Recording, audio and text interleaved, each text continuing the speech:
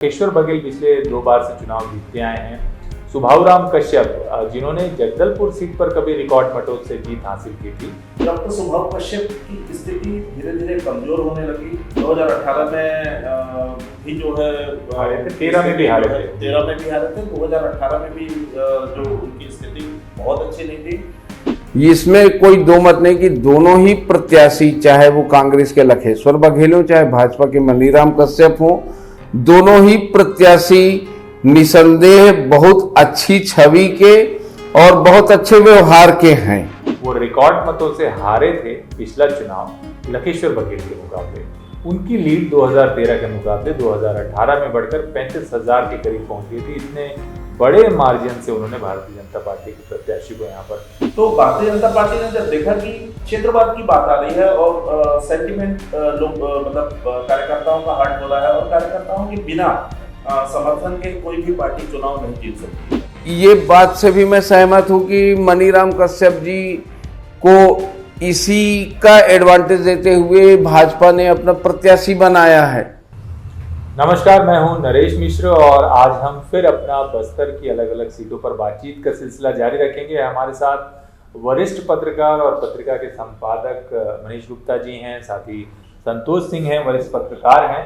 और हमने पिछली सीटों पर बातचीत की और आज हम बातचीत शुरुआत करते हैं बस्तर सीट पर। बस्तर नाम से ही है, बस्तर विधानसभा की सीट, तो जब भी बस्तर जिक्र करो तो स्पष्ट करना पड़ता है अक्सर कि ये सीट बिल्कुल अलग है। खास बात है कि ये यहाँ पर लखेश्वर बघेल पिछले 2 बार से चुनाव जीतते आए हैं। सुभावराम कश्यप जिन्होंने जगदलपुर सीट पर कभी रिकॉर्ड मतों से जीत हासिल की थी, वो रिकॉर्ड मतों से हारे थे पिछला चुनाव लखेश्वर बघेल के मुकाबले। उनकी लीड 2013 के मुकाबले 2018 में बढ़कर 35,000 के करीब पहुंच गई थी। इतने बड़े मार्जिन से उन्होंने भारतीय जनता पार्टी के प्रत्याशी को यहाँ पर हराया था और यही वजह है कि इस बार ये नाम बदलने की चर्चा थी और यहाँ पर एक डॉक्टर सुभावराम कश्यप को हटा करके मनीराम कश्यप, बिल्कुल नए चेहरे को मौका दिया गया। और भारतीय जनता पार्टी ने जिन 21 प्रत्याशियों की सूची पहले चरण में घोषित की थी, काफी पहले ये नाम आ गए थे, उनमें मनीराम कश्यप का नाम भी शामिल था। हालांकि उनकी लोकप्रियता काफी थी, वो जिला पंचायत के साथ साथ सरपंच से उन्होंने चुनाव लड़ा। काफी लोकप्रिय सौम्य छवि के माने जाते हैं और ये एक तरह से दूर के रिश्ते में भी आते हैं लखेश्वर बघेल के। तो ये सीट लखेश्वर बघेल की वजह से हाई प्रोफाइल बन गई और खास बात ये कि यहाँ पर कांग्रेस बीजापुर की तरह इस सीट को भी अपनी मजबूत दावेदारी और इस चुनाव में बेहतर नतीजों की सीट मानकर चल रही है अब तक जो रिपोर्टिंग है। संतोष जी, आपको क्या लगता है, वाकई ऐसा है? मुझे तो ऐसा ही लगता है कि बस्तर जिले की या बस्तर संभाग की बस्तर विधानसभा सीट वह सीट है जो कांग्रेस जिसको लेकर आश्वस्त चल रही है और आश्वस्त होने का आधार श्री लखेश्वर बघेल जी हैं, जो 2013 में पहली बार इस विधानसभा सीट से चुनाव जीते, 2018 में जीते। जैसा कि आपने बताया कि 18 में उन्होंने काफी हैंडसम मार्जिन से इस सीट को फतह किया था। तो वही सिलसिला बरकरार रखने के लिए इस बार भी वो चुनाव मैदान में है और उनके नजदीकी लोगों का ये कहना है कि जितने मार्जिन से हमने पिछले बार चुनाव जीता था, अगर उतने से नहीं जीता तो क्या मतलब है। इससे समझा जा सकता है कि बस्तर विधानसभा सीट पर कांग्रेस जनों का मनोबल या प्रत्याशी का मनोबल या पार्टी का मनोबल कैसा होगा, यह समझा जा सकता है। लेकिन 2018 वाली बात तो मुझे इस बार दिखाई नहीं दे रही। ये सही है कि लखेश्वर बघेल जी लोकप्रिय हैं काफी, प्राधिकरण के उपाध्यक्ष, प्राधिकरण की बड़ी जिम्मेदारी भी बस्तर प्राधिकरण की जिम्मेदारी भी उनको मिली अच्छी खासी। और लेकिन वो जब उनको मंत्री पद नहीं मिला तो उनके ही समर्थक सड़क पर उतर आए थे, बड़ा हंगामा हुआ था उस दौरान। और क्या इस बार जब मनीराम कश्यप ये पिछले के मुकाबले कमजोर प्रत्याशी हैं और इस विरोध के बाद उनकी राजनीति कैसे चली, थोड़ा मनीष आप बताइए। देखिए, बस्तर विधानसभा की जहाँ तक बात की जाए, 2008 के परिसीमन के बाद इस विधानसभा का भूगोल बदल गया जी। पहले बकावंड ब्लॉक और जगदलपुर विधानसभा में आता था और यही कारण है कि भारतीय जनता पार्टी डॉक्टर सुभाव कश्यप को प्रत्याशी बनाती थी। लेकिन जब 2008 के बाद जब परिसीमन बदला तो कहीं ना कहीं यहाँ पर जो हर विधानसभाओं में एक जो क्षेत्रवाद की बात आती है और कहीं ना कहीं क्षेत्रीय जो सेंटिमेंट है वो काफी हद तक प्रभावित करते हैं। तो उसके बाद से डॉक्टर सुभाव कश्यप की स्थिति धीरे धीरे कमजोर होने लगी। 2013 में उनके चुनाव हारने के बाद 2018 में भी जो है 13 में भी हारे थे, 13 में भी हारे थे, 2018 में भी जो उनकी स्थिति बहुत अच्छी नहीं थी। और ये विधानसभा का अगर हम भूगोल देखें तो कहीं ना कहीं ये पहले जो परिसीमन के पहले भानपुरी विधानसभा के समीपवर्ती इलाका माना जाता था और कहीं ना कहीं जो भारतीय जनता पार्टी के जो वरिष्ठ नेता थे बलीराम कश्यप उनके प्रभाव का क्षेत्र माना जाता था। यही कारण है कि इस विधानसभा को लेकर के कई बार जब दावेदारी की बात आती थी तो कश्यप परिवार की दावेदारी की बात हमेशा भारतीय जनता पार्टी से उठाई जाती थी। लेकिन चूंकि ऊपनपाल के रहने वाले हैं डॉक्टर सुभाव कश्यप, और जब भारतीय जनता पार्टी ने उनको इस विधानसभा से प्रत्याशी बनाया तो जब क्षेत्रवाद की बात आई और कहीं ना कहीं जब सेंटिमेंट प्रभावित हुए तो भारतीय जनता पार्टी इस विधानसभा से नए चेहरे की तलाश में जुट गई। 2018 में जबिता मंडावी जो जिला पंचायत की अध्यक्ष थी उनको बीजेपी ने ट्राई किया, लेकिन महिला होने की वजह से कहीं ना कहीं उन पर भी बाहरी होने का एक तमगा लगा। तो भारतीय जनता पार्टी के हिसाब से अगर देखा जाए तो यहाँ पर उनके पास कोई सशक्त दावेदार नहीं था। मनीराम कश्यप शुरू से भारतीय जनता पार्टी से जुड़े हुए थे और सरपंच जिला पंचायत सदस्य होते हुए इस बार जिला पंचायत के उपाध्यक्ष थे। तो भारतीय जनता पार्टी ने जब देखा कि क्षेत्रवाद की बात आ रही है और सेंटिमेंट लोग मतलब कार्यकर्ताओं का हर्ट हो रहा है और कार्यकर्ताओं के बिना समर्थन के कोई भी पार्टी चुनाव नहीं जीत सकती, तो इसलिए भारतीय जनता पार्टी की इस बार कोशिश थी कि यहाँ से या तो कश्यप परिवार के किसी एक सदस्य को चुनाव लड़ाया जाए या भारतीय जनता पार्टी यहाँ से किसी एक जो यही का जो लोकल कार्यकर्ता हो, लोकल हो, उसको हम प्रत्याशी बनाएंगे। तो उस स्थिति में मनीराम कश्यप जो है उनसे अच्छा और उनसे बड़ा कोई कार्यकर्ता उनके पास था नहीं, और चूंकि इस सीट को भारतीय जनता पार्टी भी हारी हुई सीट मान रही है क्योंकि उनके पास लखेश्वर बघेल के मुकाबले कोई सशक्त दावेदार नहीं है। यही कारण है कि भारतीय जनता पार्टी ने लगभग 2.5 महीने पहले जब प्रथम चरण में उन्होंने जो 21 उम्मीदवारों की घोषणा की उनमें से बस्तर सीट पर भी उन्होंने मनीराम कश्यप को उतारा। उसके पीछे की धारणा यह थी कि जो 2 ब्लॉकों को मिलाकर के ये विधानसभा है जिसमें बस्तर और आधा बस्तर और बकौन ब्लॉक का पूरा हिस्सा शामिल है। आमतौर पर लखेश्वर बघेल बकौन ब्लॉक का प्रतिनिधित्व करते हैं, तो भारतीय जनता पार्टी के लिए एक स्वाभाविक जो ऑप्शन था कि हम अगर बस्तर विधानसभा बस्तर ब्लॉक से अगर कैंडिडेट उतारते हैं तो उसका लाभ मिलेगा। तो रणनीतिक रूप से भारतीय जनता पार्टी ने एक अच्छा दांव खेला और जो मनीराम कश्यप को पहले कैंडिडेट घोषित किया, इस दौरान उनको काफी समय भी मिला, उन्होंने मतलब व्यापक प्रचार भी किया, अपनी मौजूदगी दोनों ब्लॉकों में उन्होंने दर्ज कराई। और यही कारण है कि एक समय जब ये कांग्रेस की सबसे मजबूत और सुरक्षित सीट मानी जाती थी, चुनाव के आते आते तक जो है कहीं ना कहीं कांग्रेस के खेमे में भी इस बात को लेकर के चिंता सताने लगी कि बस्तर का स्थानीय प्रतिनिधि भी जिस तरीके से उम्मीद थी, उम्मीद से कहीं ज्यादा उसने बेहतर प्रदर्शन किया है। उसने रिश्ते में भी होने के बाद भी कहीं ना कहीं जिस तरीके से कांग्रेस को चुनौती दी है, मुझे लगता है वो बड़ी बात है। और यही कारण है कि आने वाले समय में अगर 3 तारीख को जब मतगणना होगी, मुझे लगता है कि ये भी काफी नजदीकी का मामला दिखाई देगा। अच्छा, मुझे ये जो सीट है विधानसभा बस्तर की, ये बड़ी ना सांस्कारिक टाइप की सीट लगती है। यहाँ मैंने देखा कभी बहुत ऐसा सीधा टकराव, विवाद, एक दूसरे के खिलाफ गलत सलत बयानबाजी ये दिखाई नहीं देती। मनीराम बड़े सौम्य और सरल स्वभाव के व्यक्ति हैं, मैंने उनसे बातचीत की। लखेश्वर बघेल जी के लिए भी वैसी है कि उन्होंने भी कभी भी ऊंची आवाज से, मुझे याद नहीं पड़ता किसी अफसर को भी डांटा होगा। और जब हम बस्तर की सभी विधानसभाओं में देख रहे हैं तो सिर्फ एकमात्र ये ऐसी विधानसभा है जहां शासकीय कर्मचारियों का रुझान कांग्रेस की तरफ दिखाई दे रहा है, जो बाकी जगह नहीं दिखाई दे रहा। तो ये जो टकराहट है, ये जो मैदानी जंग है, ये कार्यकर्ताओं को साधने के लिहाज से हुई लगता है या यहाँ पर जो फैक्टर रहता है वो क्या है? और जब मतदान हो गया है तो अब अहम चर्चा यहाँ पर क्या सुनाई दे रही है, या कोई मजेदार चर्चा हो तो बताइए। देखिए, सबसे महत्वपूर्ण बात तो ये है कि जो बस्तर विधानसभा सीट है जी, यह संभाग की एक किनारे की सीट मानी जा सकती है। और चूंकि किनारे की सीट है, इसलिए उस सीट पर होने वाली बहुत सारी चर्चाएं यहाँ पर हमें जिला मुख्यालय में या संभाग मुख्यालय में सुनाई नहीं देती। इसमें कोई दो मत नहीं कि दोनों ही प्रत्याशी, चाहे वो कांग्रेस के लखेश्वर बघेल हो चाहे भाजपा के मनीराम कश्यप हो, दोनों ही प्रत्याशी निसंदेह बहुत अच्छी छवि के और बहुत अच्छे व्यवहार के हैं। और ये बात से भी मैं सहमत हूं कि मनीराम कश्यप जी को इसी का एडवांटेज देते हुए भाजपा ने अपना प्रत्याशी बनाया है।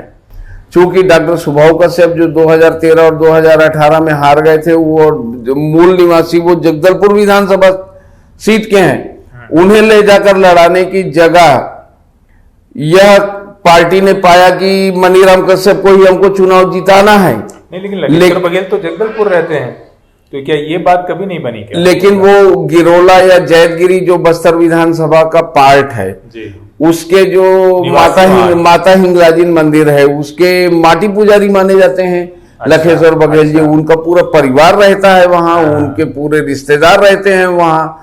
तो मूल निवासी वहीं के, मूल निवासी वहीं कनेक्ट है उनका, मूल निवासी वहीं के हैं, ये कनेक्ट है जी। और इसमें मैं एक बात ये कहना चाहूंगा कि जो बात टक्कर की आ रही है वो टक्कर की इसलिए आ रही है कि कांग्रेस के लोग शुरू में ये सोच रहे थे कि डॉक्टर सुभाव कश्यप जो 2 बार के कैंडिडेट हैं उनकी टिकट कट रही है, तो उनके जो फॉलोअर्स हैं वो कहीं ना कहीं से घर बैठ जाएंगे या निराश होंगे या नाराज होंगे और इसका एडवांटेज कांग्रेस को मिलेगा। लेकिन जैसे जैसे चुनाव आगे बढ़ता गया ये बात समाप्त होती गई कि जो लोग भी डॉक्टर सुभाव कश्यप से जुड़े हुए लोग थे, चाहे वो जिला संगठन के हों, चाहे मंडल संगठन से जुड़े हुए लोग हों या पंचायती राज से जुड़े हुए लोग, उन तमाम लोगों ने मनीराम कश्यप का सहयोग किया है या उनके भाजपा के पक्ष में प्रचार प्रसार किया है। इसलिए यह सीट कांटे की लगती हुई बात हो रही है।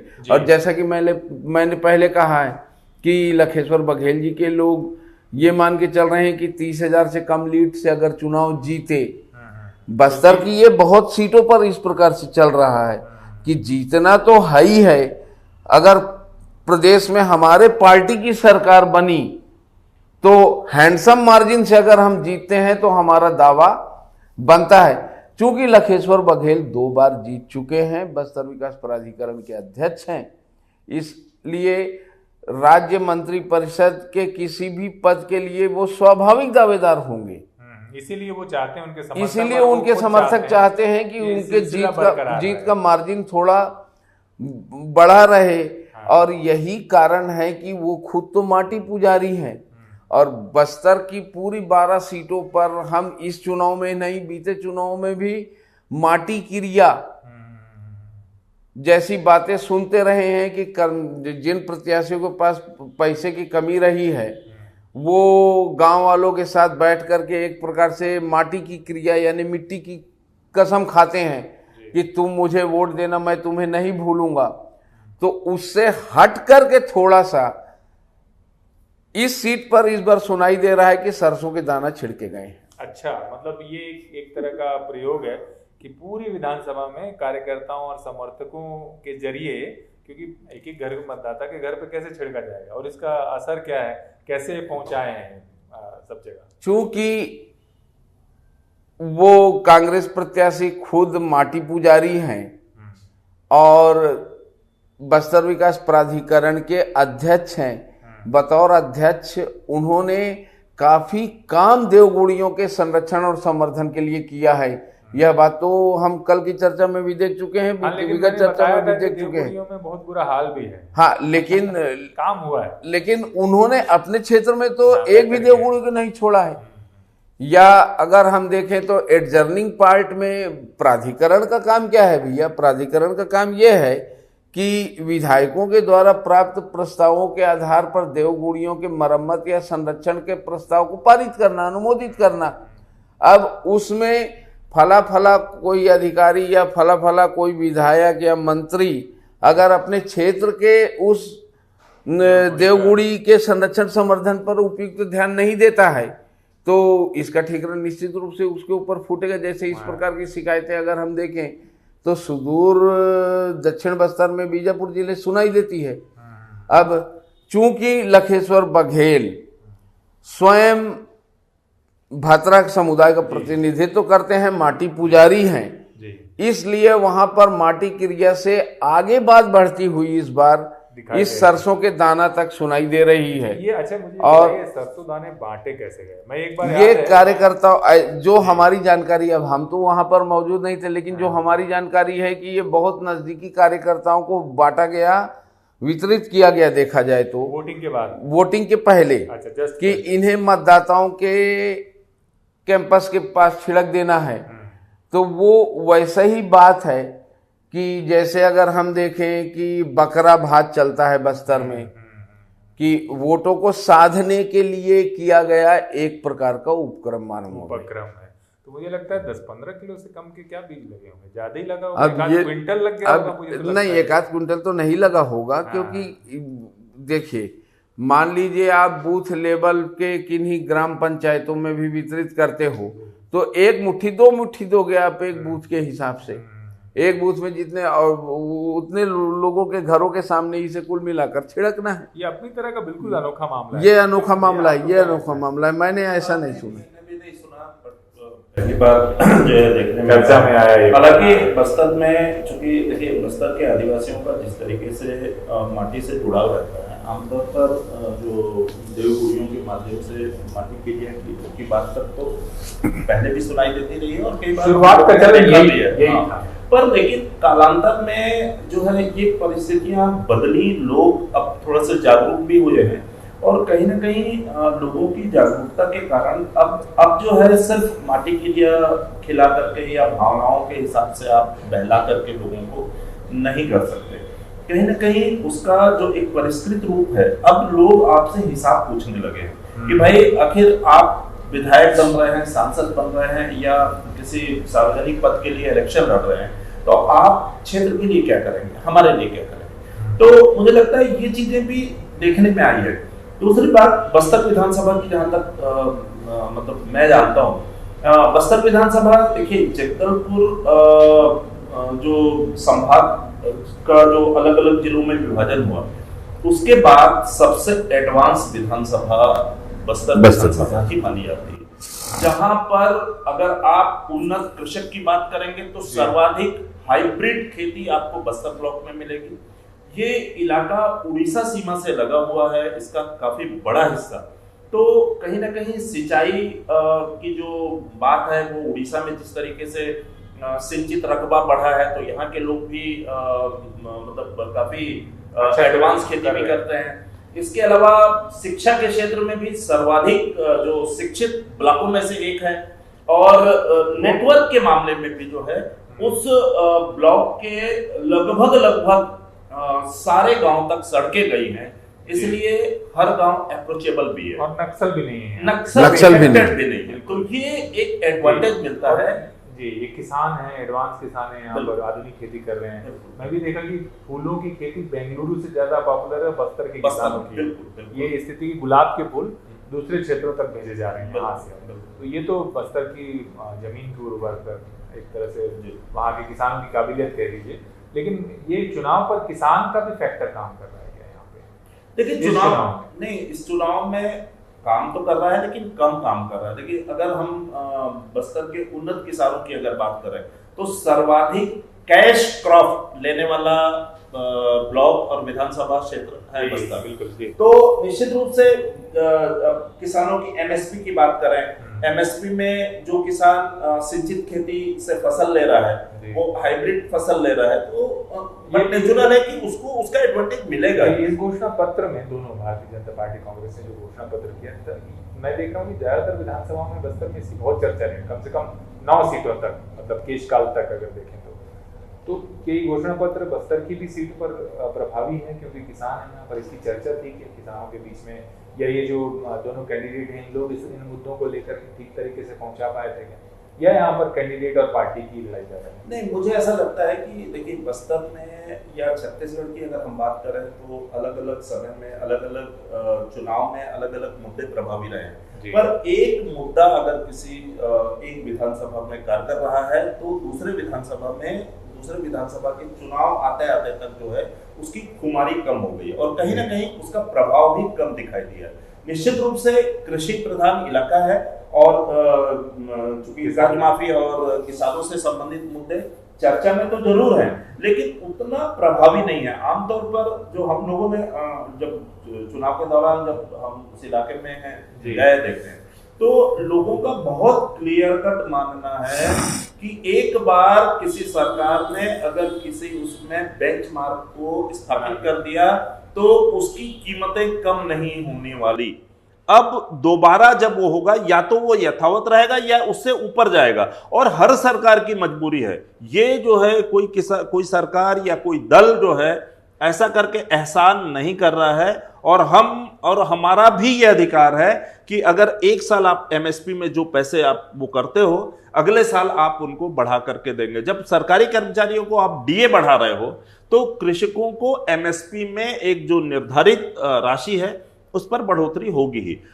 इसके अलावा मुझे ऐसा लगता है कि जो इस विधानसभा चुनाव में बस्तर विधानसभा को लेकर के अगर हम देखें तो कोई घोषणा पत्र से संबंधित चीजों की तो बातें कुछ हद तक हुई है, और खासकर जो महिलाओं को पैसे देने वाली जो बात आई है, जो भाजपा ने जो शुरू में घोषणा की कि 12,000 रुपए हम देंगे, ये जो है इस वर्ग को भी ज्यादा प्रभावित किया है इस सीट पर उसका हाँ। दूसरी बात एक और ये देख लीजिए कि बस्तर विधानसभा का जो बस्तर ब्लॉक है, इस ब्लॉक में जो अरण्यक ब्राह्मण समाज का एक बहुत बड़ा वर्ग रहता है, और ये वर्ग जो है डिसाइडिंग करता है और कहीं ना कहीं इन्फ्लुएंसर की भूमिका अदा करता है। कहीं ना कहीं माउथ पब्लिसिटी जो है ना, अगर ये इस समाज के लोग आपके उससे संतुष्ट हैं तो ऐसा माना जाता है कि इनका प्रभाव पूरे इलाके में दिखाई देता है, और उसका लाभ जो है कहीं ना कहीं राजनीतिक लाभ जो है राजनीतिक दलों को मिलता है जी। हाँ नरेश जी, इसमें मैं एक बात जोड़ना चाहूँगा कि श्री लखेश्वर बघेल जी बस्तर के उन कुछ, मतलब अगर हम 12 सीटों के भाजपा और कांग्रेस के 24 प्रत्याशियों की बात करें तो 24 में मैं टॉप 4 टॉप 3 में रखना चाहूँगा लखेश्वर बघेल जी को, इस सेंस में कि जो राउंड दी क्लॉक पूरे 12 महीना अपने क्षेत्र के लोगों के साथ कनेक्टिविटी बना के चलते हैं। और यह बात उनके मतलब दल के घोषणा पत्र में क्या है या पार्टी के द्वारा क्या प्रसारित किया जा रहा है, इससे हट करके जो पब्लिक कनेक्टिविटी है वो बहुत गजब है उनका जी। लेकिन और इसलिए मेरे को लगता है कि उनको इसका इस चुनाव में निश्चित रूप से लाभ मिला था, जो पिछले बार भी लाभ मिला था। पुजारी भी हैं। पुजारी भी। एक बात बस्तर विधानसभा की और रोचक है, ये पूरे संपूर्ण बस्तर में पूरे बस्तर संभाग में एक ऐसी जगह दिखाई देती है जहाँ पर धर्म का बड़ा रोल रहा है। अगर इतिहास में भी देखें, फिर वो बालक दास जी का समय हो, जो प्रवीर चंद भंसदेव के एक तरह से अवतारी माने जा रहे थे, एक समय चर्चा हो गई थी इस तरह की। और आज जो ईडी के लिए माहौल प्रदेश में बना हुआ है, एक दौर ये आया कि वो बाबा के खिलाफ अर्जुन सिंह के जमाने में वैसा माहौल बन गया था बस्तर में।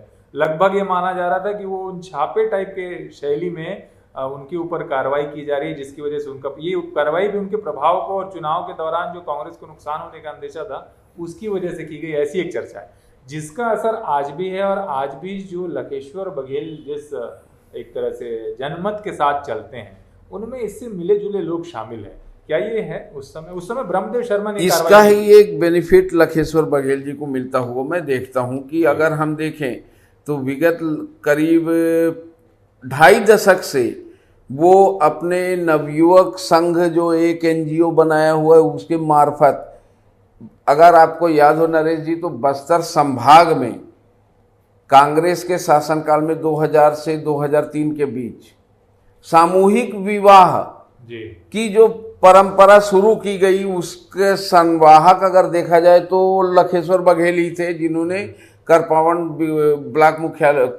मुख्यालय में उसे प्रारंभ करवाया ये था। लेकिन सामाजिक तौर पे था। ये उनसे जुड़ा हुआ जो एनजीओ है नवयुवकों का जी, ये उसके द्वारा ये शुरुआत हुई थी और उनके नेतृत्व में जो है लखेश्वर बघेल के नेतृत्व में जो है ये चीजें संचालित हुई हैं और मुझे लगता है कि बाद में जो है पूरे प्रदेश में इसका प्रदेश में सरकार फिर ने इसको मॉडल सरकार ने मॉडल बनाया और अभी हम मुख्यमंत्री वो कन्या कन्यादान विवाह योजना, योजना बिल्कुल। देखते हैं ना, जी। जो महिला बाल विकास के द्वारा संचालित होती है, हाँ। वो इसका एडवांस रूप है। एडवांस तो एक प्रकार से अगर हम देखें तो इस रूप में सामाजिक पकड़ बनाई है लखेश्वर बघेल ने अपने ब्लॉक में। जी। जहां तक आपने धर्म की बात कही कि पहले बाबा बिहारी दास थे, स्वाभाविक मैं तौर माफी पे चाहता हूं, उनका मैं प्रभाव बाबा था। दास कह गए, जब हाँ, बिहारी दास बाबा हैं, जी। बिहारी दास का भी प्रभाव था। ये कब की अभी बात है, कौन से वर्ष की? बाबा बिहारी दास 80 के दशक 80 के के पहले दशक की की बात है कि उनका प्रभाव रहा है, उनके जी। फॉलोअर्स रहे हैं, कंठी वाले बाबा के नाम से वो जाने जाते थे। जी, जी। और इसमें एक प्रकार से ये जो आंदोलन है ये आज चूंकि बस्तर ट्राइबल बाहुल्य क्षेत्र है तो यहाँ पर मतलब मदिरा और मांस के वर्जन का आंदोलन था ये।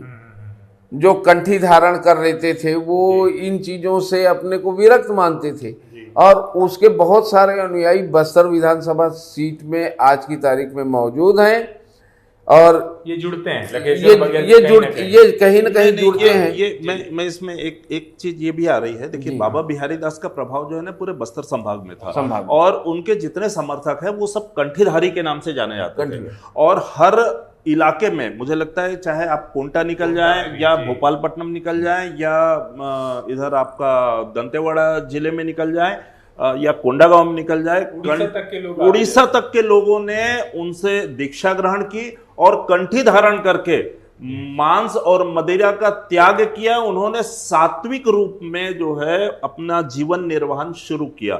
जिस तरीके से उनके अनुयायी बढ़ रहे थे और जिस तरीके से उनका प्रभाव बढ़ रहा था, कहीं ना कहीं सियासी दलों में उसको लेकर के एक चिंता सताने लगी थी कि अगर इनका प्रभाव बस्तर और एक महत्वपूर्ण बात, बस्तर महाराजा के बाद अगर कोई प्रभावी व्यक्तित्व उस दौर में आया है तो वो बाबा बिहारी दास थे और बाबा बिहारी दास का प्रभाव आज भी आप पूरे बस्तर के कोने कोने में महसूस कर सकते हैं और वो लोग आज भी उसी तरीके से जीवन व्यतीत कर रहे हैं। और कहीं ना कहीं मुझे लगता है कि जो आदिवासी समाज के लिए ये एक टर्निंग पॉइंट ये समय रहा है और उसके कारण जो प्रभाव मतलब बहुत ज्यादा दिखाई दिया। कहीं ना कहीं देखिए बस्तर में जो आदिवासियों में मदिरा पीने की जो स्थिति थी, अपराध बहुत होते थे, इसके कारण काफी हद तक नियंत्रण भी आया और सामाजिक चेतना भी जगी। और ये सामाजिक ये नौबत कैसे पहुंच गई कि कहते हैं कि वहां के बस्तर के ब्राह्मण नेताओं ने इनके खिलाफ शिकायत की तत्कालीन मध्य प्रदेश सरकार के पास और यहाँ जो कलेक्टर थे ब्रह्मदेव शर्मा उसने इनके खिलाफ कार्रवाई की। तो ये नौबत कैसे, जब सामाजिक आंदोलन और आज के जैसा माहौल भी नहीं कि बहुत धनार्जन या ऐसा कोई करने का जरिया हो, जिस तरह से आजकल बाबाओं का जलवा है, कम से कम उस जमाने में मुझे लगता है यहाँ तो नहीं ही रहा होगा, लेकिन किसी बाबा पर कार्रवाई करने वाला जो मामला रहा होगा मध्य प्रदेश के जमाने में, वो बस्तर जैसे क्षेत्र तक कम से कम वो ये इकलौता ऐसा मामला रहा होगा जहाँ बिहारी दास जी के ऊपर इस तरह से कार्रवाई की गई। और मैं सुनता हूँ उसमें कि जगदलपुर के एक व्यापारी थे, संभवतः नाम ध्यान नहीं आ रहा, पारेख करके थे, जो उन्हें गेरुआ वस्त्र वगैरह सप्लाई किया करते थे, उन तक से भी पूछताछ की गई। नहीं, असल में देखिए क्या है कि बाबा बिहारी दास का जो कार्यक्षेत्र है, उनका जो आश्रम है वो चपका गांव में था, अभी भी है अभी। तो चपका गांव जो है बस्तर ब्लॉक का ही एक गांव है। तो उनको इसका संबंध राजनीति से था, मेरा पूछने का आशय। हाँ नहीं, निश्चित रूप से देखिए क्या होता है कि राजनीतिक क्षेत्र में अब तो धर्म का जो प्रादुर्भाव जो है अच्छा खासा होने लगा है।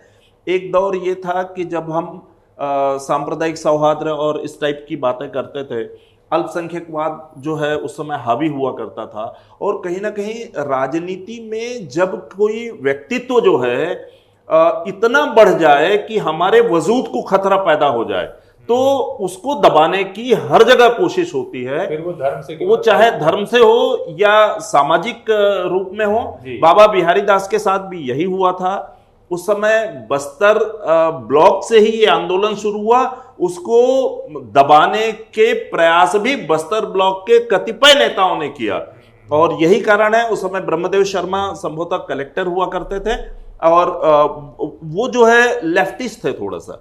उनका जो माइंडसेट है, या हम उनको जितना जानते हैं, यहाँ पर जब SM डायकेम के खिलाफ भी उन्होंने आंदोलन खड़ा किया, बड़ा आंदोलन खड़ा किया, पेशा एक्ट उन्होंने ही बनाया, अनुसूचित जनजाति आयोग के वो सचिव भी रहे हैं। तो जिस प्रकार से प्लान है, हाँ, केंद्र सरकार की तरफ से जो बना, उसमें भी उनका योगदान, बिल्कुल उन्हीं का योगदान है, के संरक्षण में भी माना जाता है, बिल्कुल जो अभी बंद हुआ है। हाँ, मनोज पिंगुआ जब कमिश्नर हुआ करते थे, बिल्कुल कि वहाँ जो अवैध प्रवेश है लोगों का, उस पर उन्होंने विराम लगाया। तो उन्होंने बस्तर की जनजाति, बस्तर की संस्कृति को संरक्षित करने के नाम पर उन्होंने ये सारी चीजें की, और उनको लगा कि कहीं ये धार्मिक जो उनके अनुयायी हैं वो कहीं उस लेवल तक ना आ जाए जो कहीं सियासत के लिए खतरा पैदा हो, या बस्तर की संस्कृति को अगर प्रभावित कर रहे हैं। इस कारण जो है उन पर नियंत्रण रखने की कोशिश की। बाद में उनकी मृत्यु भी हो गई, पर बाबा बिहारी दास ने जाते जाते बस्तर में अपना एक वजूद जो है वो स्थापित कर दिया। तात्कालिक कारण मुझे ये लगता है कि सरकार प्रवीर चंद भंसदेव से टकरा चुकी थी, उसके परिणाम वो देख चुकी थी, और एक नए प्रवीर की तरह उभरते बिहारी दास जी ने बिल्कुल बर्दाश्त नहीं थे। क्या ये कारण रहा?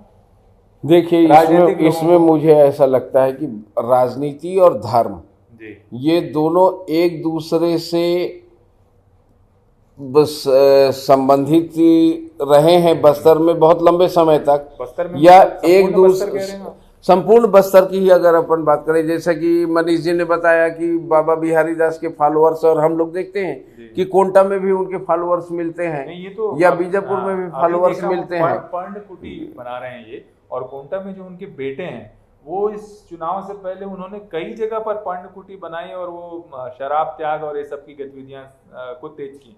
तो लखमा जी के यहाँ एक बार संयोग से इस तरह का संवाद चल रहा था कि कहीं इसका कोई असर क्या है या क्या गतिविधि चल रही है। हालांकि मैं उसका नतीजा देखिए अब बात हम चूंकि बस्तर सीट की कर रहे हैं, इसलिए वहां पर एक और धार्मिक एलिमेंट बोल सकते हैं, अलेख महिमा संप्रदाय, जो उड़ीसा के सरहदी इलाकों से संबद्ध है। तो ये बात फिर से वही आती है कि जिस प्रकार से सामाजिक और धार्मिक गुरुओं को या रीति रिवाजों को या उसके संप्रदाय से जुड़े हुए लोगों को जिस प्रकार से गूंथने में सफलता हासिल की है लखेश्वर बघेल ने अपने 2.5 दशक के राजनीतिक जीवन में, उसी का लाभ उनको मिल रहा है। इसीलिए बस्तर की सीट कांग्रेस अपनी मानकर चल रही है। जी, मैं इस बात को इस लिहाज से पूछ रहा था कि एक माटी क्रिया की परंपरा है बस्तर के लोग। उस जमाने में जब बस्तर के दूरस्थ क्षेत्रों में लोग शराब छोड़ने को तैयार नहीं थे, वहाँ इतना बड़ा आंदोलन का एक आधार तय हो जाता है बिहारी दास के नेतृत्व में।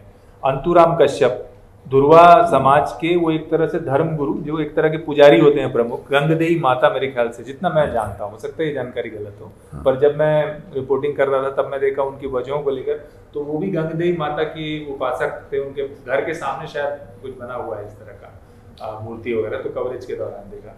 तो वो भी चुने गए, उसका भी वजह यही था कि वो एक उस बैकग्राउंड से आ रहे हैं जैसा कि लखेश्वर बघेल हैं। तो इसका एक असर इस विधानसभा सीट में व्यापक स्तर पर रहा है। नहीं, पूरे बस्तर में भी अगर आप देखेंगे ना, तो धर्म और आदिवासी संस्कृति वो एक दूसरे के पूरक रहे हैं हमेशा। क्योंकि बस्तर के आदिवासियों की जो आस्था कहीं ना कहीं मिट्टी से जुड़ी हुई होती है। मिट्टी उनके लिए सबसे बड़ा देव के रूप में पूज्य होता है, और वो उसकी सौगंध जो है ना उनके लिए बड़ी सौगंध मानी जाती है। इसी प्रकार से बूढ़ा देव जो है उसकी भी सब जगह पूजा होती है। तो कहीं ना कहीं बस्तर में आज जो हम इसका धर्म और राजनीति का जो प्रादुर्भाव पूरे देश में देख रहे हैं, बस्तर में वर्षों पुराना इतिहास है, और कहीं ना कहीं इससे जुड़ी हुई चीजें आगे आई हैं। अब मैं एक बात और इस पे एक वो ऐड करना चाहूंगा, जैसे बस्तर विधानसभा की हम बात करें, बस्तर विधानसभा में जो हिंगलाजली माता का जो मंदिर है वो कहीं ना कहीं आज पूरे बस्तर में आस्था का केंद्र है। और चाहे बाहर से लोग आते हों या यहाँ से लोग आते हों, जिस प्रकार से हालांकि वो डीआरडीओ के बाद ज्यादा चर्चित हुआ, गिरोला के पास जो डीआरडीओ का जो असली मंदिर है, हाँ, तो उसके विकल्प के रूप में पहले पूजा होती थी वहां पर, लेकिन कई लोग जो जब वहां जाते थे और वहां पूजा के लिए जब उनको अंदर जाने की परमिशन नहीं मिलती थी, तो फिर यहाँ पास में जो हिंगलाजनी माता का मंदिर है वो वहां जाकर के पूजा अर्चना करते थे। निश्चित रूप से वो परिवार जो है कहीं ना कहीं धर्म को संरक्षित करने के लिए और बस्तर के जो बस्तर विधानसभा के इलाके में धार्मिक जो सौहार्द कायम करने की दिशा में उस परिवार का बड़ा योगदान है। यही कारण है कि जगदलपुर में रहने के बाद भी लखेश्वर बघेल बड़े आराम से, बड़े अच्छे मार्जिन से बस्तर ब्लॉक का बस्तर विधानसभा का चुनाव जीतते आए हैं। जी, तो मनीराम जी की टक्कर का क्या असर है, बदलेगा इस बार? लगता है कि वो जो उम्मीद कर रहे हैं कि पिछले बार से ज्यादा वो होगा?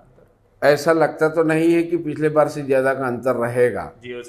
उसका कारण ये है कि भाजपा ने निसंदेह एक बहुत अच्छा प्रत्याशी मैदान में दिया है, जो जिला पंचायत उपाध्यक्ष भी हैं। ये तो ठीक है कि वो उनके साड़ू भाई लगते हैं लखेश्वर बघेल के धनी मनीराम कश्यप जी, लेकिन उनका व्यक्तिगत इमेज भी इस चुनाव में काम कर रहा है, जिसकी वजह से उनको टिकट तय की गई और जिसकी वजह से उनको लाभ मिल रहा है। इसलिए मुझे नहीं लगता कि डॉक्टर सुभाऊ कश्यप को जिस लंबे चौड़े मार्जिन से लखेश्वर बघेल जी ने पराजित किया था जी, वैसा होगा। लेकिन एक बात हमको यहाँ पर, चूंकि अभी धर्म की बात कर रहे थे हम लोग, हमें यह नहीं भूलना चाहिए कि छत्तीसगढ़ की वर्तमान कांग्रेस सरकार ने, अगर देखा जाए तो जो भूमिहीन किसान परिवारों को राजीव गांधी किसान न्याय योजना के तहत पैसा दे रही है, उसमें अभी पिछले कुछ महीनों में पुजारी, गायता, सिरहा, इन लोगों को भी शामिल किया गया है और इनका रजिस्ट्रेशन बाकायदा किया गया है और इनके खाते में डायरेक्ट पैसा डाले जा रहे हैं। अब निश्चित रूप से लखेश्वर बघेल जी इस वर्ग से ही आते हैं, इसलिए वो सम्मेलन भी करवाया था और दूसरी बात, बस्तर में इसके प्रभाव को भूलने के लिए प्रभाव को हम भूल नहीं सकते, क्योंकि आप भोजराज नाग को याद करें, जो भाजपा के विधायक रहे हैं अंतागढ़ से और खुद सिरहा ही रहे हैं। और अभी 3-4 माह पहले उनका एक बयान भी आया था अधिकारी कर्मचारियों को लेकर के, हालांकि अखबारों ने उसे ट्विस्ट कर दिया था कि अगर ये ठीक नहीं होंगे तो मैं ठीक कर दूंगा। तो वो बयान सिरहा के स्टेटस के तौर पर उन्होंने दिया, लेकिन उसको पॉलिटिशियन के तौर पर अखबारों ने प्रस्तुत कर दिया कि अगर ये अधिकारी कर्मचारी ठीक नहीं होंगे तो मुझे इन्हें ठीक करना भी आता है। तो बस्तर में ये बयान जहां उन्होंने दिया, मुझे लगता है वो जगह धर्मांतरण से जुड़े विवाद पर थी, जहां उनका आरोप था कि अधिकारी कर्मचारी आदिवासियों की बात सुन नहीं रहे, का समर्थन कर जी। वहां पर ये एक तरह से राजनीतिक ही माहौल था, वो राजनीतिक माहौल था। ये क्योंकि अलेख महिमा की जिक्र हो रहा है, इस तरह का बंटवारा यहाँ पर ये प्रत्याशी नहीं कर पाए वोटों का। हाँ, नहीं, देखिए, धर्म की जहाँ बात आती है तो कहीं ना कहीं धर्म के प्रति जो धार्मिक आस्था है और जो धर्म के अनुयायी हैं, मुझे नहीं लगता कि ये कोई बहुत ज्यादा विखंडन करने की स्थिति में यहाँ इस चुनाव में नहीं। दूसरी बात एक मैं बताऊं कि मनीराम ने एड्रेस किया है कि समुदाय के लोग निश्चित रूप से किया है। देखिए, बराबर कनेक्टेड है। भारतीय जनता पार्टी की पॉलिटिक्स कहीं ना कहीं जो धार्मिक परंपराओं को जो है उसको संरक्षण देने की रही है, और वो प्रत्याशी भारतीय जनता पार्टी के तो निश्चित रूप से उन्होंने भी किया। मैं एक चीज जोड़ देता हूँ, फिर आप कंटिन्यू कीजिएगा। मेरे दिमाग में ये था, क्योंकि मैं बलीराम कश्यप जहाँ पर शिक्षक थे, अभी इलेक्शन कवरेज में मैं वहाँ पर था, चंदन कश्यप वहीं मिल गए थे मुझे नारायणपुर विधानसभा सीट के, तो मुझे मालूम चला कि बलीराम कश्यप जो रामायण मंडली और ये सब जो करते थे, इसके पीछे कहीं ना कहीं ये बाबा बिहारी दास का जो कनेक्ट था उसकी वजह से ये था। ठीक कनेक्ट तो मैं नहीं बता सकता कि उनका व्यक्तिगत संबंध कैसा था करके, लेकिन जो बलीराम कश्यप ने एक जनाधार और उस इलाके में अपना प्रभाव स्थापित किया, वो प्रभाव भी एक बड़ा कारण था, जिससे लग रहा था कि भाजपा इस रास्ते से बस्तर में अपनी पकड़ बना रही है जो पहले नहीं थी। तो ये भी एक फैक्टर था उस टाइम में, जिसकी वजह जिसने बलीराम कश्यप को बलीराम कश्यप बनने में मदद की। और आज भी जो उनका परिवार है जो उनके पुण्यतिथि पर वो मानस गान और ये कराता है, मानस मुझे रामायण प्रतियोगिता कराता है, ये एक तरह से उन्हीं लोगों को साधने की या बलिराम से जो पुराने जुड़े लोग थे उनको बांधे रखने की कोशिश होती है। नहीं, निश्चित रूप से देखिए, आपको एक बात ध्यान रखना चाहिए कि हमारे दर्शकों को भी इस बात को देखना चाहिए कि भारतीय जनता पार्टी आरएसएस का अनुषंगिक संगठन है और आरएसएस की जो रीति नीति है वो कहीं ना कहीं धर्म राष्ट्र से होते हुए जो है ना गुजरती है। तो भारतीय जनता पार्टी के जो प्रत्याशी हैं या भारतीय जनता पार्टी के कोई अगर इस प्रकार का नेता है, मुझे नहीं लगता कि कोई वो धर्म से अलग जाकर के कोई अपना एक तो वो कर आरएसएस ले। का पसंद बताया जा रहा था मनीराम को। नहीं, देखिए, मनीराम आरएसएस की भी पसंद है। भारतीय जनता पार्टी के पास मनीराम से अच्छा व्यक्तित्व कोई था ही नहीं जो लकेश्वर बघेल को टक्कर दे सके। अभी रामायण मंडली की आपने बात की, देखिए बलिराम कश्यप जो है वो प्रारंभ में उनका भी अच्छा वो योगदान, मतलब जो बाबा बिहारी दास से अच्छी ट्यूनिंग थी, बाद में थोड़ा सा मनमुटाव की भी स्थिति बनी। पर रामायण मंडलियों को लेकर के चूंकि आरएसएस भी लगातार ये काम करती है और बस्तर के वनवासी कल्याण आश्रम विश्व हिंदू परिषद के लोग भी इस प्रकार का काम करते हैं। आपको मैं बता दूं कि जो कोंडा कांकेर के सांसद जो है मोहन मंडावी की का परिचय ही रामायण मंडली से है। और जिस प्रकार से वो रामायण की मंडली के साथ जो है ना गांव-गांव में जाकर के वो रामायण और राम कथा का जो वाचन करते हैं, ये उनको बताइए वहां से मतलब फर्श से उठा करके वहां बिठा दिया, ये अपने आप में एक बड़ा उदाहरण है। तो इसलिए पर देखिए, हम लोग धर्म की बात कर रहे थे, अभी बात बस्तर विधानसभा में थोड़ी बढ़ गई तो, लेकिन मुझे ऐसा लग रहा है, आप लोग कह रहे थे पूरे बस्तर में कहीं ना कहीं असर है, पर अगर आप अभी की राजनीति देखें तो ये बड़ा बदलाव का दौर है। मुझे तो ऐसा लगता है कि नई पीढ़ी के लोग जो देख रहे होंगे कि राम नाम से अर्श से फर्श तक पहुंचने वाले नेता मोहन हैं, ठीक है, और अगर ऐसे सांकेतिक ढंग से कहा जाए तो, लेकिन बिहारी दास जी जैसा, बलिराम कश्यप जैसे नेता उस माहौल से निकल कर आते हैं। लेकिन वहीं पर यह भी बात है कि छत्तीसगढ़ सरकार जब यहाँ से राम रथ यात्रा की मिट्टी लेकर जा रही थी तो उसे जब्त भी कांकेर में किया गया था। वहाँ समाज के लोगों ने नाराजगी जताई थी कि यहाँ राम का कोई अस्तित्व नहीं, कोई वास्ता नहीं, कोई लेना देना नहीं है। कई तरह के बयान भी आपने देखे हैं इससे जुड़े हुए, जिसमें रामाराम का भी जिक्र आया था। और एक वर्ग ये मानता है कि भाई हमको जो है, हम जो है राम के विरोधी हैं या हमको असुर की तरह दर्शाया गया, जो भी है, महिषासुर से जुड़ा से खुद को जोड़ते हैं। तो ये और आपकी बात की पूरे बस्तर में है, इस पे एक छोटी छोटी टिप्पणी आप पहले बता दीजिए। देखिए, आप कह रहे हैं पूरे बस्तर में असर, पूरे बस्तर में इसका असर है। और सियासत ये कि अब बदल रही है, अब सियासत इस रूप में बदल रही है कि ज्यादा नाम वाले नेता तो हमारे पास बचे नहीं, काम वाले भी अब कम ही बचे हैं। ज्यादातर नेता रायपुर या दिल्ली का ही चक्कर काटते रहते हैं जी। तो चुनावी वैतरणी को पार करने के लिए उनका सहारा क्या है? चूंकि खुद फील्ड में है नहीं, इसलिए अंततोगत्वा जा करके साधु महात्मा या धर्म कर्म से जुड़े हुए लोगों के शरण में जाना, यही बचा है। और जो नेता इस बात को समझते हैं वो निश्चित रूप से विभिन्न धार्मिक समूहों पर या धर्म कर्म पर आस्था रखते हैं और उसका एडवांटेज उठा ले जाते हैं चुनाव के दौरान, अगर देखा जाए तो। जी, मैं यही कहूँ। आपको क्या लगता है कि आप, क्योंकि मतलब पूरे बस्तर संभाग में सब असर था, तो इस लिहाज से धर्म से जुड़ी राजनीति भी बदल रही है बस्तर? नहीं, देखिए, निश्चित रूप से बस्तर में जो पहले आदिवासियों का जो जुड़ाव है, चूंकि बस्तर आदिवासी इलाका है और कहीं ना कहीं 70% जो आबादी आदिवासियों की है, लगातार जिस तरीके से धर्म से जुड़े हुए मामलों को भारतीय जनता पार्टी ने जिस तरीके से कैप्चर किया है, मुझे लगता है उससे दूसरे दलों को कहीं ना कहीं सियासी खतरे की बू आ रही है। और यही कारण है कि जो कभी बिहारी दास के उसमें रही है, तो उसको विखंडित करने के लिए नए नए तर्क और नई नई चीजें आ रही हैं। एक बात मैं और भी कहना चाहूंगा, आदिवासियों का एक ऐसा बड़ा समूह जो वामपंथी विचारधारा से ज्यादा ओतप्रोत है, वो कहीं ना कहीं धर्म में आदिवासियों को ना तो हिंदू मानता है और ना ही उसको लेकर के वो ऐसे कोई धर्म परिवर्तन या हाँ उन चीजों को मानता है। तो वो वर्ग कहीं ना कहीं प्रभावी रूप से अपने आप को उभारने की कोशिश भी किया है। दक्षिण बस्तर के सुकमा में भी हमने देखा, दंतेवाड़ा में भी देखा, कांकेर के इलाके में भी देखा, ढोलकाल की मूर्ति तक, ढोलकाल की मूर्ति, बिल्कुल बिल्कुल। तो कहीं ना कहीं ये सारी सियासी गणित है और अपने आप के वर्चस्व को स्थापित करने की दिशा में एक प्रयास है, मुझे लगता है। और उसका प्रभावी कितना है, मतलब ये क्या बदलता हुआ? क्योंकि उस जमाने में तो ये राम रामायण मंडली और इससे उभरते नेता थे, अब दिख रहा है कि नहीं? नहीं, देखिए बदलाव निश्चित रूप से आएगा। जैसे जैसे आप शिक्षित होंगे, कहीं ना कहीं आप अपना भला बुरा सोचेंगे।